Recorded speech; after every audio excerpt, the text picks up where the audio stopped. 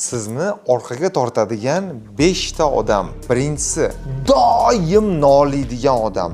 Qachon qarasa noliydi, hayotdan xafa. Yomg'ir yog'sa ham yomon, shamol bo'lsa ham yomon, quyosh chiqsa ham yomon. Ikkinchisi, o'smaydigan odam.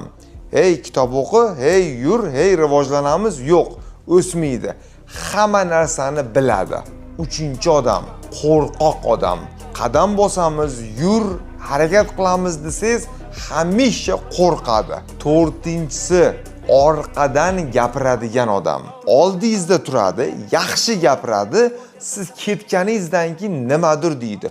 4 ta odam o'tirsa, bittasi turib ketsa, o'sha odamni gapiradi. Beshinchisi, vaqtingizni o'g'irlaydigan odam. Nima deyotganini o'ylamaydi, qachon qarasa gapiradi. Aniq bir ma'noli gapi yo'q, lekin gapirsa bo'ldi, vildir-vildir qilsa bo'ldi.